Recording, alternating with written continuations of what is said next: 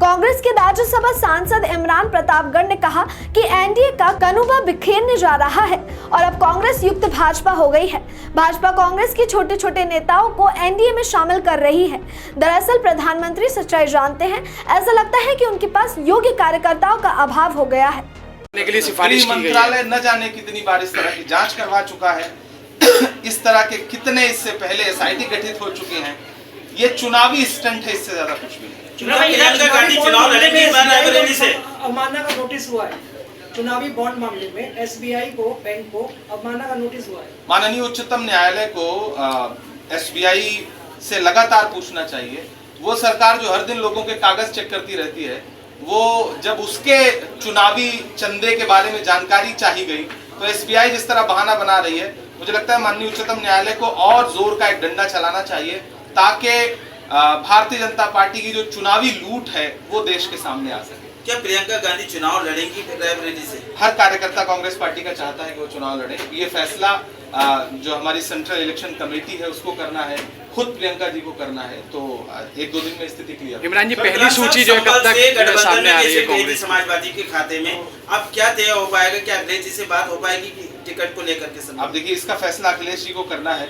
मैं तो जाहिर सी बात है, गठबंधन दल है हमारे, वो घटक दल है। पर्व साहब प्रत्याशी थे, उनका इंतकाल हो चुका है। हाँ, यकीनन एक बहुत बड़ा नुकसान है और समाजवादी हमेशा से बर्क साहब को सम्मान देती रही है, बर्क साहब को प्रत्याशी बनाती रही है और मुझे पूरा विश्वास है कि अखिलेश जी जन भावना को समझते हैं। कांग्रेस की पहली सूची जो कब तक आ रही है? हमारी सेंट्रल इलेक्शन कमेटी की मीटिंग कल भी हुई, आज भी होगी और इसके तुरंत बाद हम सूची जारी करने जा रहे हैं। अच्छा, ओवैसी साहब जो है बिहार, उत्तर प्रदेश, अन्य राज्यों में अपना प्रतिनिधि खड़ रहे हैं, किसको भाजपा को फायदा पहुंचेगा या और पार्टी पहुंचेगा, क्या मान रहे हैं इस बात? देखिए, उनकी राजनीति को तेलंगाना ने खुद नकार दिया।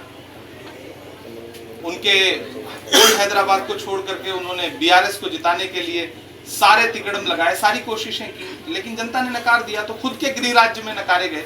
अब बाकी कहीं भी प्रत्याशी खड़ा करें। इस समय देश का मतदाता जानता है कि भारतीय जनता पार्टी लोकतंत्र और संविधान को कुचलना चाहती है।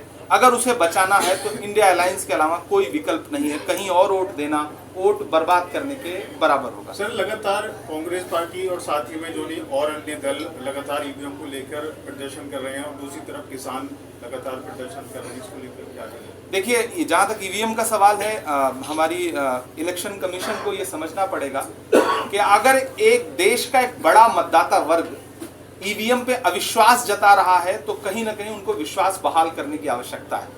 तो इलेक्शन कमीशन को इस पे सोचना पड़ेगा। समय समय पर तमाम ऐसे बिंदु आते हैं, तमाम ऐसी घटनाएं सामने आती हैं जिसमें लगता है कि हाँ, स्थिति ठीक नहीं है।